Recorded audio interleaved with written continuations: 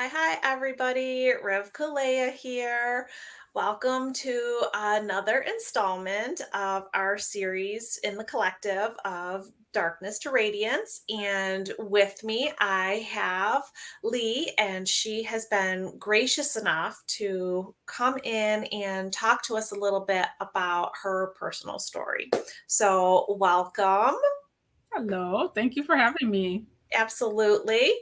And I've done a couple of these, but I'm still really new at it. So, I'm going to have to look down and at my questions to ask you because I had a little technical difficulty earlier today. You know how that is.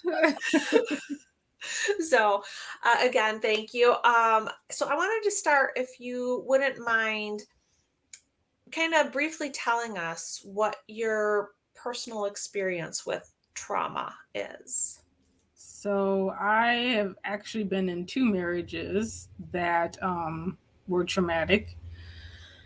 One when I was about 25. I waited until about 25 to get married. And I had experienced some verbal abuse, physical abuse to a point. And it just wasn't, the whole relationship was just not right for me. So he ended up actually cheating. And so that allowed me, because of my religious beliefs, I couldn't just up and leave, unfortunately. So he cheated on me, so that gave me the way out, and so I took it. The second marriage I was in, that it was in 2005, and that one I thought I did everything right. You know what I mean? So I inquired about him. No one had anything bad to say about him. Like my first husband, we were both young, so it was just kind of like a learning situation. But the second one, I was older. He was a little bit younger than me, but close enough in age. So thought I was doing everything right. However, during the dating period, my mom actually, because I was living at home, and my mom actually had seen a couple of things that she was a little concerned about. But, and it's funny because people on the outside, because after it was done or after a certain point, I was told by a couple of my friends that, yeah, I wasn't sure about it. And someone else had mentioned to them that this is a train wreck just waiting to happen. So it's like you don't see these things when you're in the relationship, but people on the outside see them. But I think it's kind of like you don't say anything to that person because they're in love with this other person and they don't want to change your mind. They want to cause problems, whatever their reasons are. But anyway, that one was long, and it was more emotionally and mentally abusive. And as soon as it started to get physical, which it wasn't, that like actual physical was once, then there was some throwing of things, and I was just like, no, this isn't gonna happen. So I found my way out of that. So that's my experiences with trauma, and it's been a long 20 years probably in total. Right. Well, I applaud you for getting out and everything that you've done to move forward away from that and being able to see the patterns. And you're right, society says, the people closest to us, our quote unquote friends, when they see stuff happening, they don't want to say anything because they don't want to be blamed. Right. They don't want to be the one that said something to you that ended a marriage and or a friendship or whatever. If they were wrong, and then you suddenly don't want to be friends with them anymore. So I can see that happening. And but I definitely I applaud you, and having your mom having seen things ahead of time. Mm-hmm. Now we learn from that and Yeah, what to look exactly. for and what to look for. So Yeah. good.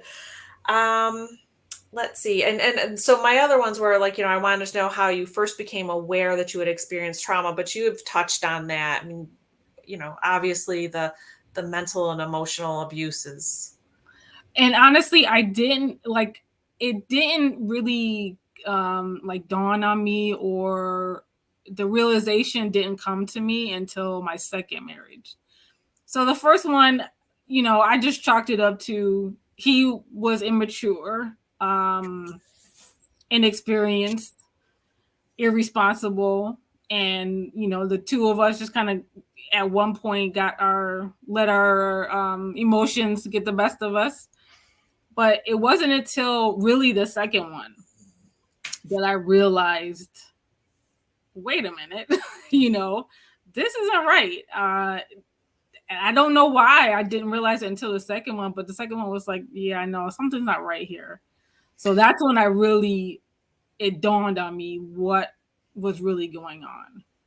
Well, But and you've said it too, age, you were young, but society conditions people to accept certain things, true. and we don't realize it, especially when we're younger.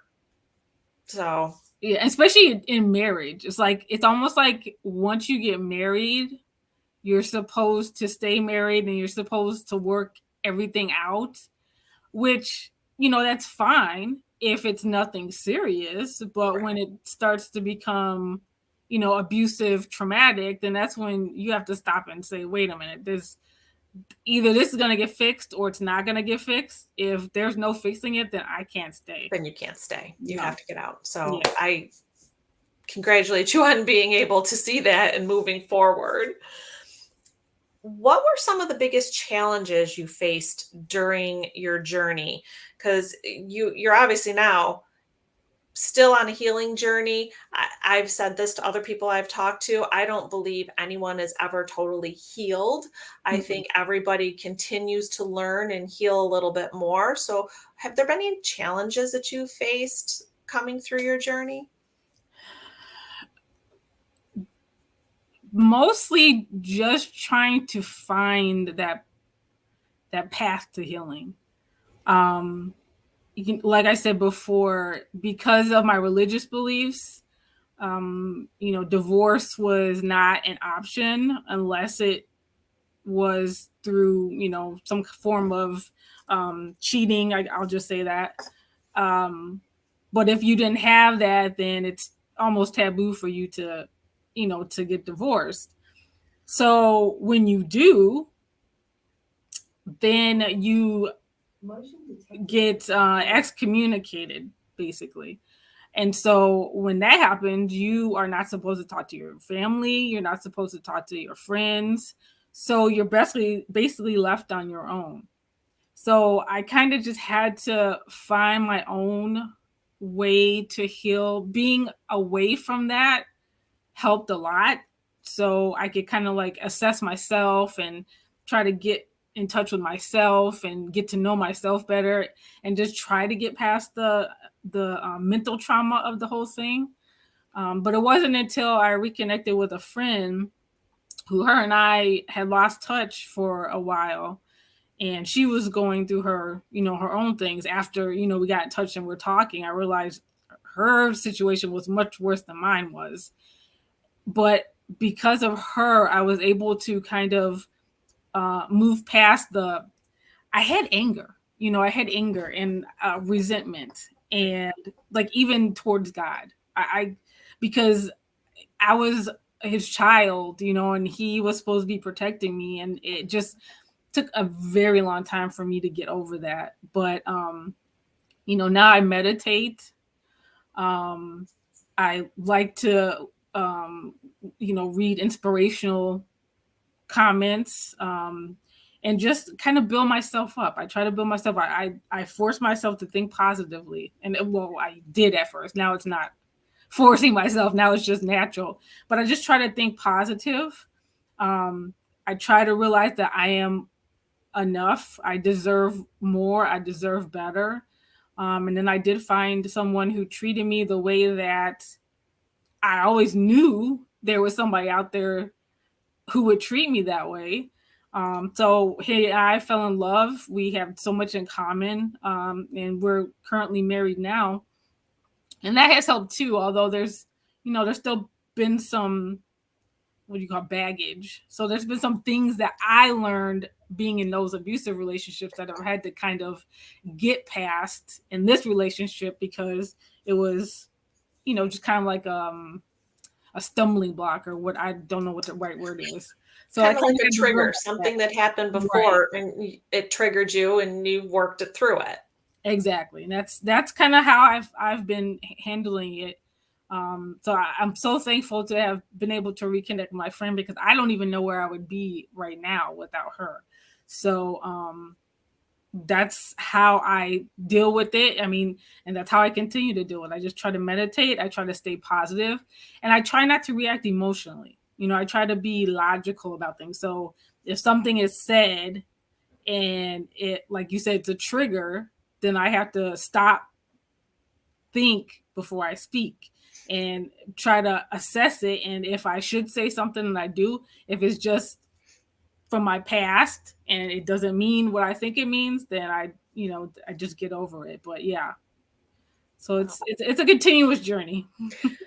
Yeah, and this is why I say I don't believe anybody is ever truly healed, because I think people continue to learn. Mm-hmm. You find other ways of understanding what you've gone through and where you want to be, and you keep growing. So I think that's fabulous.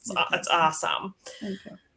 Let's see here. How has, and you've touched on it a little bit, how has your experience with trauma impacted your relationships with your family, your friends, or anyone else that's in your life? Yes. So yeah, just what I kind of mentioned a little bit with Chuck, my husband. Um, it's been something that we've discussed. When things come up, we discuss them, and we find out what the root cause is, and then we fix it and move on. So I'm thankful that I have a open communication with him, because that's something that I did not have in the past either. So that's important, and it's important to be calm when you do discuss things, which was not what happened in the past either. So there's so much in, um as far as friends, I don't have any of the friends I used to have, but I have new friends. I have a new family, and I love all of them. They're all encouraging, and they make me feel like myself, and they help me on my healing journey as well, because I'm not being constantly ridiculed, criticized. I can't do anything right. Those kinds of things. They build me up instead of tear me down. So that's been very important, and is something that has helped with the trauma and the healing. Yeah, I've noticed it's a recurring theme from everybody that I've talked to and other survivors, that you tend to move away from the people that were in your past and were not supportive of you, and you find the people that truly are supportive, non-judgmental, and Mm-hmm. they become your family. And you that's where you learn, and that's where you're growing from. So I think it's very common, and it's beautiful that that is what people are able to do. Yes, I consider myself blessed that I've found, my people.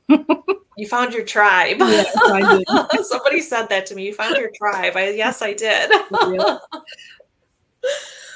So, what advice would you give to others who have experienced trauma and are currently going through their healing? So I would say that it will get better. Again, it's an ongoing process, but it does get better. Align yourself with people who are encouraging. Align yourself with people who are positive. Align yourself with people who are going to listen and not be judgmental and help you through it. And it's really important too, to, if, like, say there's someone who's still in a relationship that is not sure, there okay, from my experience, I thought, being abusive in a relationship was smacking someone around. but there's different forms. I learned that there's different forms of abuse. So you have to be aware of the different forms of abuse, and you have to be able to see them. The more time that went on in my relationship, it was easier for me to realize it.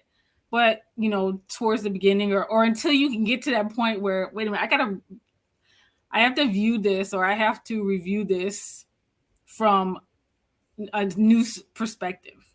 Right. And you have to get out of your feelings and get into your logical side. And so anyone who's in that position, or who is out of it, thank goodness, and is now on the road to healing, just always be good to yourself. Self-care, doing stuff for yourself, and doing stuff for others. I mean, if you're the kind of person who's giving, do things that make you feel good. Helping at a food, like a shelter or something, like, anything that makes you feel good, anything that will boost your confidence and will boost your self-worth is very important, and stay on that path. That's beautiful. That is so, so important. I am so glad that you mentioned that. I think a lot of people who are coming through it kind of get stuck. And I think helping others is really, really cathartic and really helps with your healing, because it's a visible thing that you can see. You can see the joy in someone else's face when you've helped them. And then that in and of itself means a lot to you. Exactly. I love it. I love it. Let's see here. And now, I did not mention this in the beginning, but I am not a doctor or a therapist or a counselor, which because we've been talking for quite some time. But I always do like to say that, and that anything that I talk about are just my experiences, and obviously experiences of my friends. So my next question to you is, have you found any therapies or treatments? And I don't necessarily mean clinical therapies. Therapies could be, anything, meditation type thing. Therapies or treatments that helped you in moving forward, and like, kind of, what were they? Meditation, prayer, though. Yeah, I do both, really, but those have helped a lot, tremendously. And right now, that's all that I really do, besides, that's all I really do. Exercise is one thing that would be good, but I haven't quite got to that point yet. But no, meditation, and just, reaffirming to myself that you are worthy, you are great, you are important. And meditation is about being positive, and it's all positive thinking.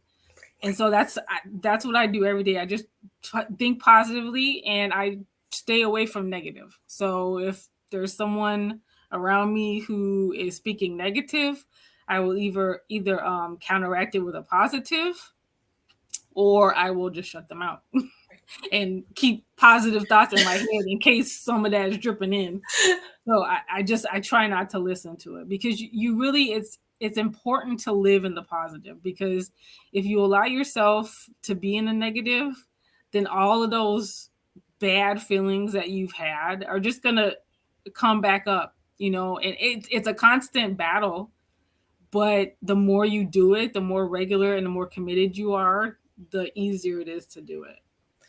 And have you found any particular meditations that you like better? Like, I know there's a lot of different forms. There's walking meditations, there's guided meditations, has there been any one meditation style that you prefer? I like the guided meditations, with the deep breathing, and the name of it escapes me right now, but my friend that I was talking about earlier, she actually sent me some meditations that she does. So I like the guided ones. It helps me to kind of stay focused, because my mind tends to wander sometimes. So it's like I need something to keep me focused. Like even at work, I'm all over the place. Like I'm doing one thing and so I need something that's going to keep me focused, keep me, on my goal to get through it. And so, yeah, guided meditations are the best that works for me anyway. I agree with you. Those work the best for me too. I like to, listen to them, and it kind of keeps you from getting, the squirrel mind going on in, in your brain. Yep. So yes, I believe. Let's see. So can you talk a little bit about what ways has your experience with trauma inspired you to help others? Because you and I have talked before, and I've had some amazing conversations with you, and just talking to you has helped me. So I don't know if that's kind of what you do to support others, or if there's anything else. Yeah, just like having conversations. It's important to vent. It's important to release. So helping others through word. I like to make people happy. That's just my personality. That's the way I've always been. So if someone mentions something in conversation that they like or that they would like, and it's within my, ability to get it for them, then I surprise them with it. If all they need to do is talk, I am a very good listener and I keep everything confidential. I just kind of on a one-on-one basis, depending on the person, depending on what they need. But I try to give people what I didn't have. I didn't have someone to talk to. I didn't have someone to be there for me, to encourage me, to help me. I didn't have any of that. So I try to be what I needed when I was going through that point in my life.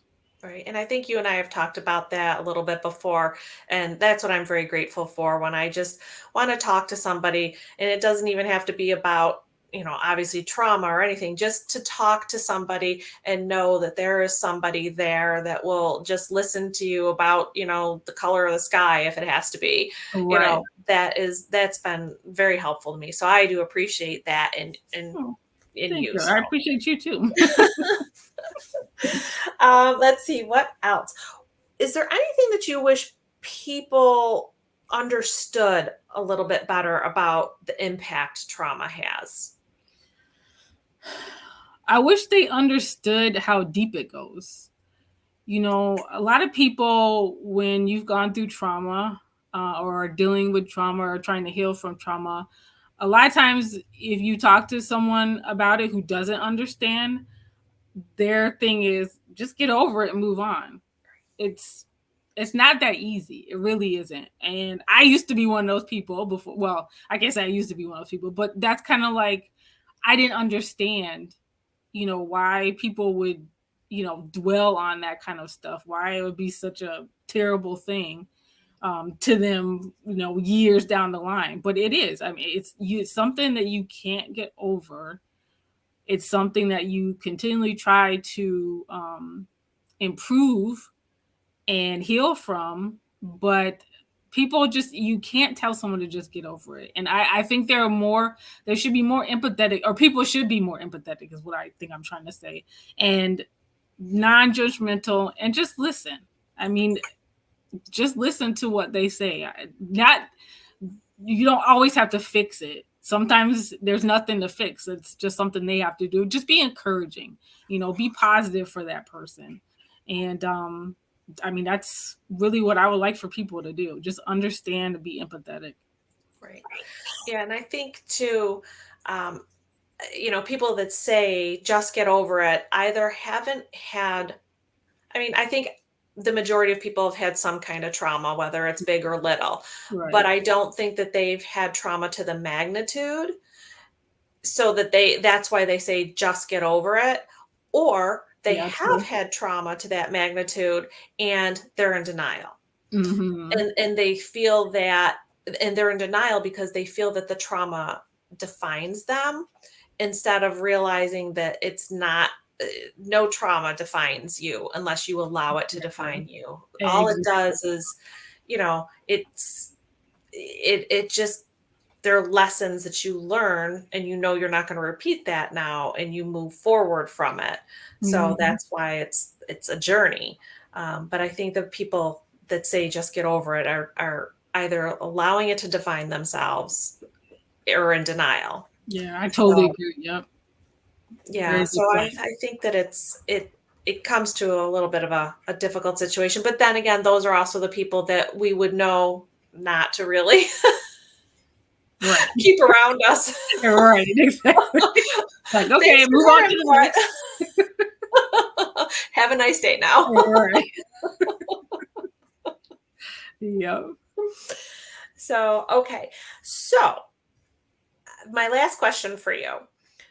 What would you like to say to anyone who may be struggling with their own trauma, or say to somebody who might be supporting someone who's gone through trauma? So kind of a two-part thing. Well, what I would say to someone who is currently going through trauma or suffering through trauma,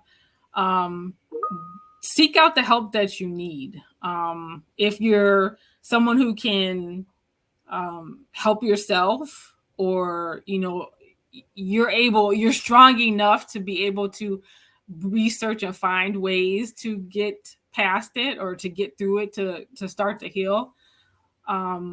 If you are someone who needs someone to help you through it, seek that help. I don't know what that help could be, whether it be clinical help, like a psychologist or a therapist or something, but whatever that help is, seek that help, get that help, because if you don't, you'll be living with this. And like you mentioned earlier, it's going to define you, and you don't want it to define you. That's the one thing that you need to fight against. So, and with someone who's helping someone else, continue to be encouraging, continue to be positive. But if it gets to a point where you don't think, or you think this person might need more help, or more professional help, encourage them to seek that. But just do the best that you can to help them as long as you can and as much as you can. And just always remember that you are saving this person. You're saving this person internally, mentally, emotionally. You're saving this person. So I always think of it that way. That's beautiful. I appreciate that. I think that is, if more people could think like that, I think we would be in a much safer, happier place. Exactly. So, yep. I really appreciate you taking the time to talk to me today. I did not say this previously, but Lee is part of the Rev Kalea Collective, which is why she was very happy to come on here and talk with me and share with everybody. And we are going to be hearing more from her, because she is part of the collective and she is also a beautiful entrepreneur. We are going to have another conversation about her journey. So thank you for talking with me today. And I look forward to talking to you again very soon. And we will go into a little more depth on that. All right. That sounds good. Thank you so much for having me. I really appreciate it. All right. Thank you. Have a great day. Cheers, everyone.